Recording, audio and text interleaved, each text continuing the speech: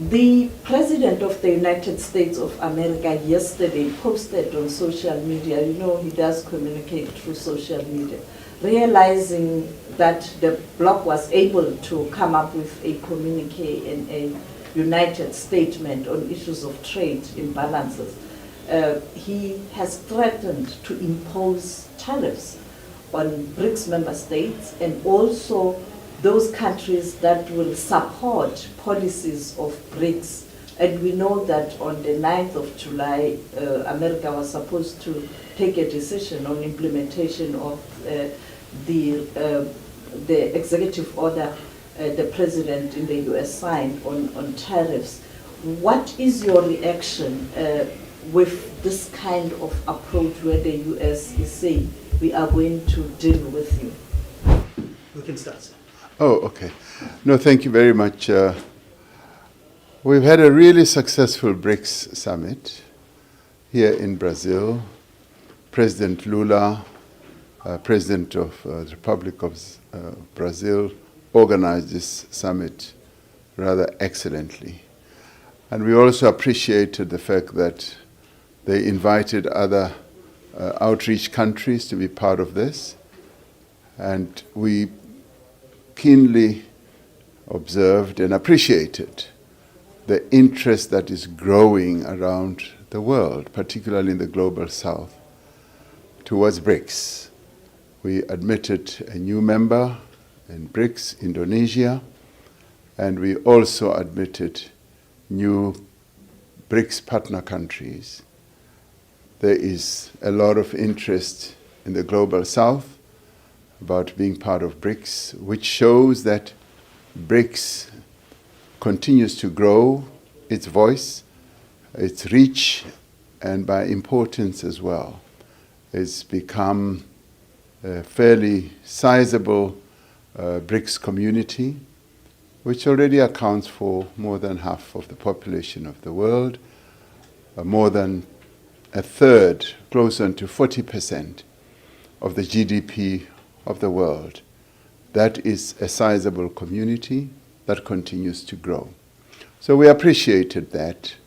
We also appreciated the fact that through BRICS we continue by respect, by recognition, to respect the sovereignty of countries and their equality, so we are all equal, and that is an important consideration because that leads to us cooperating on a number of areas. And indeed, through the declaration that was adopted, we covered a number of areas ranging from the governance of the world right through to issues like technical education.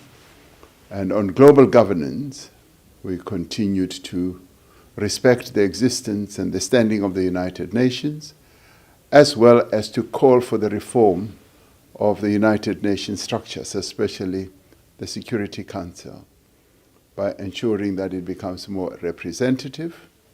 We observe that it is not acceptable that huge countries such as India, such as Brazil, are excluded from participating meaningfully. But more importantly for us, that the African continent, which has 1.3 billion people, is not represented in the United Nations Security Council. And we said that we should continue insisting, and we were rather pleased that there is agreement on the reform of the UN Security Council, even amongst those members of BRICS who are members of the Security Council. And we looked at a number of other important issues, such as climate change, that we need to ensure that the commitments that have been made with regard to climate change, particularly assisting and supporting countries that are most affected by climate change, which happen to be countries in the global south, countries that had very little responsibility for the climate damage that the world is going through now, should be assisted and supported through their transition to renewable energies, and that the countries that have made commitments, particularly in the global north, should live up to their commitments with regard to ensuring that we address the climate challenges that we are facing in the world. And so BRICS also dealt with a variety of issues, security matters, and on security matters, we collectively condemned the attack on countries such as Iran, which was done unilaterally, and continued to call for a ceasefire in Gaza so that the slaughter and the genocide of the Palestinians should be stopped. We also took time to look at what is happening in Sudan, the catastrophe that is unfolding there with people becoming displaced and many people dying. So that too was dealt with, and BRICS insisted that when it comes to our continent, African conflicts must be resolved through African solutions. And we were rather pleased that we also dealt with key issues such as how our critical minerals that come from largely African countries should be treated, that there should be beneficiation and there should be value addition. And this we as South Africa and Brazil articulated very strongly during the summit. So the summit in large measure was a successful one, and to have a summit of this size adopting a declaration just goes to prove the success thereof. And there were no dissensions, and we are particularly pleased with that. So it's a community of countries that want to see progress in the world, that want to see a fair and equitable world where people of the world are treated fairly and equitably. And we also dealt with the issue of people-to-people contact, that the people in BRICS countries should be given the opportunity to be in contact with each other. So on that score and many other issues that were covered, BRICS, Rio de Janeiro was very successful. So we leave with very fulfilled hearts, because it has added to many issues that will lead to the development of our world. There was also great appreciation and support for South Africa's coming G20, and in recognizing the importance of G20, that it encompasses so many countries in the world. We were wished great success, and we were greatly supported. And so as we depart, many countries said, bon voyage, we will see you in November in Johannesburg. Thank you. Thank you, President. So Thank you. Can I go home now? No, Mr. President. Mr. President, on the issue of BRICS, let's start with BRICS before getting on other issues at home. The President of the United States of America yesterday posted on social media, you know, he does communicate through social media, realizing that the bloc was able to come up with a communique and a united statement on issues of trade imbalances.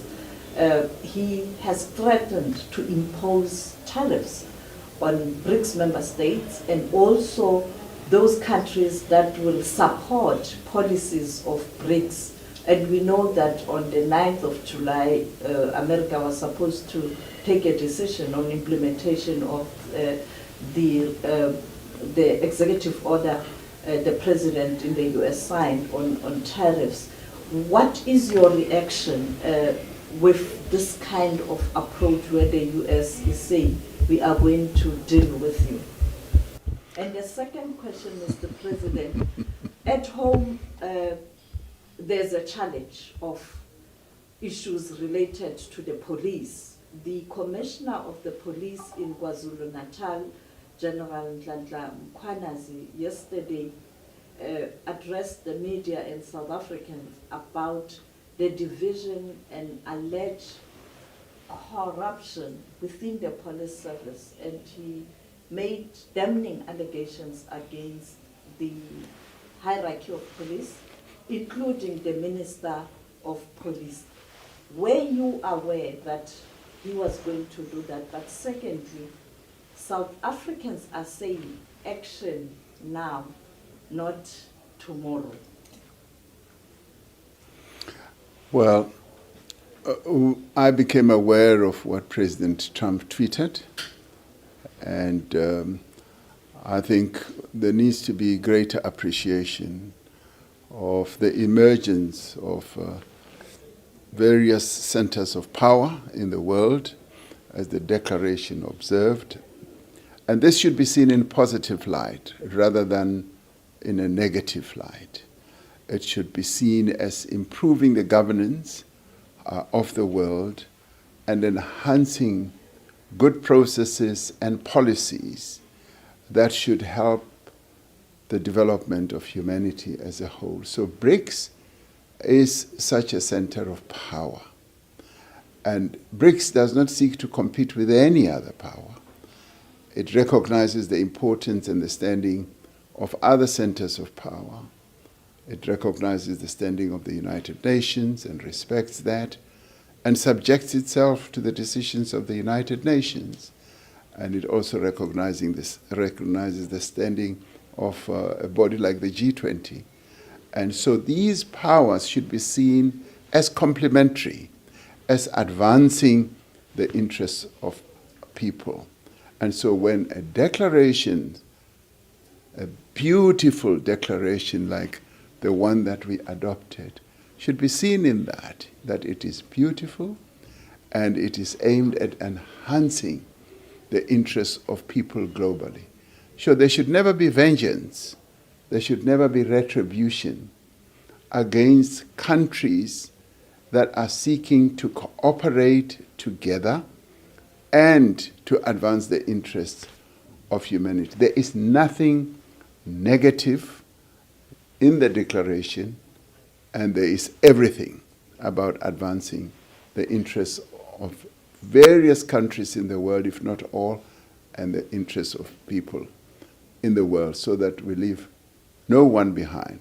So it is really disappointing that when there is such a very positive collective manifestation such as BRICS, there should be others who see it in negative light and want to punish those who participate in this. It cannot be and should not be. We should be respecting the sovereignty of countries. We should be respecting that we are all equal, that all we should be focusing on is enhancing the prosperity of humanity in all countries.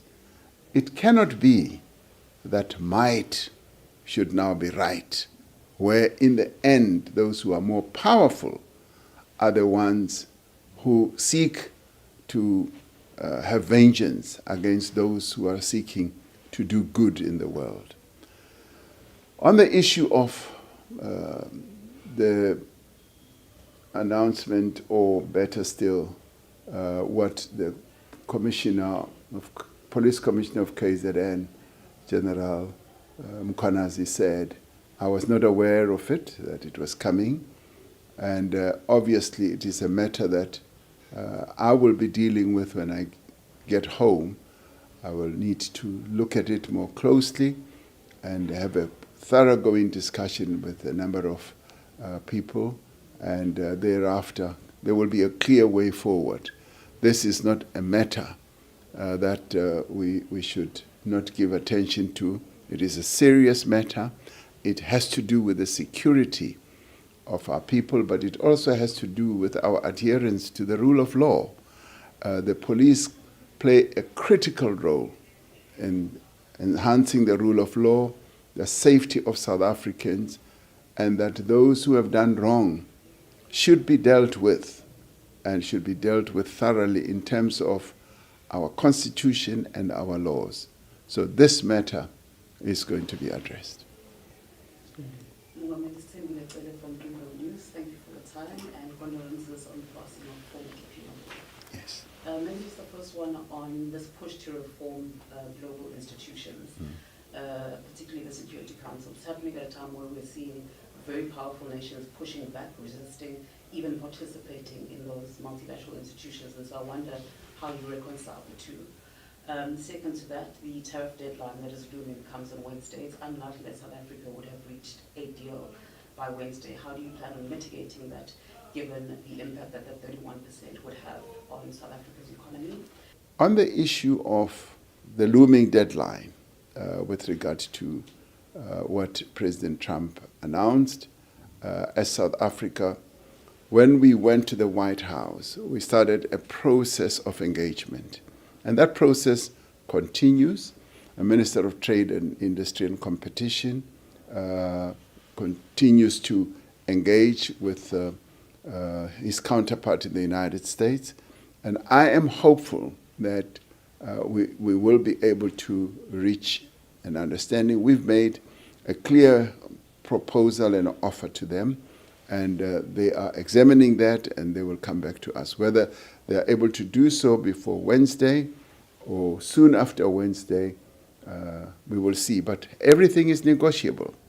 And even timelines that are set are often either negotiable or stretched. So we are hoping for the very best when it comes to that. When it comes to the reform of the institutions, the global institutions such as the Security Council, we in the Global South, and particularly ourselves in Africa, we evolved a very clear position.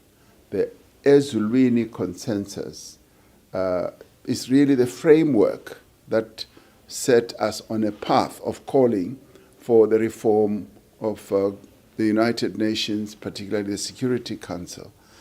Now, that gave us a platform, that gave us a message and made our intention clear. And when we started, it was like we were whistling in the wilderness. It seemed like we were the only ones in the whole world who saw the need for the reform of the United Nations Security Council. The voices that support our framework have been rising and gathering momentum.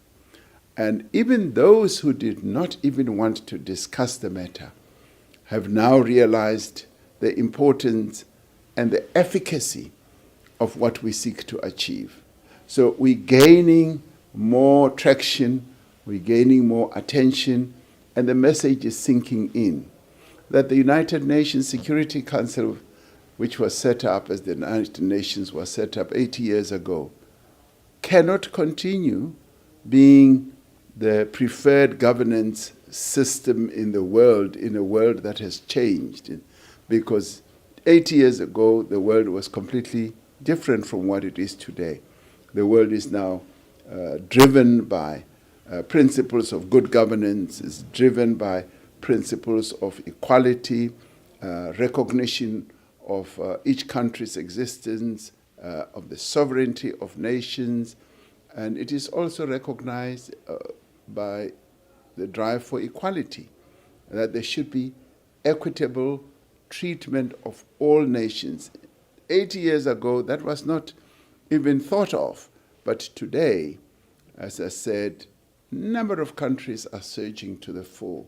And that is a good thing. That needs to be accepted. It needs to be embraced, that the world is becoming more and more diverse, but it is also becoming more and more united in many, many ways. So those who dissent from the unity and collective action that is being forged by many countries and global centers, which we all must embrace, are defining themselves out of history. And history will catch up with them, because this moment, which is now driven by digital transformation, artificial intelligence, democratic rule throughout many countries, requires that there should be good governance at a global level. And it should be good governance that enhances the lives of people around the world. Thank you. Thank you very much, Mr. President. Can I Colleagues? go home now? Yes, sir. Thank you. You have a flight to catch. Thank you very much, colleagues. Thank you, President. Do you want to watch more videos like this one? If yes, subscribe to our channel and press the bell icon next to it. We have decided to bring videos on something nobody talks about: African politics, economy, and increasing power. Thanks for watching, and until the next video, stay tuned. Tell us what you think in the comment section. Like and share the video, and subscribe so that you don't miss any of our African videos. It's the best way to support us.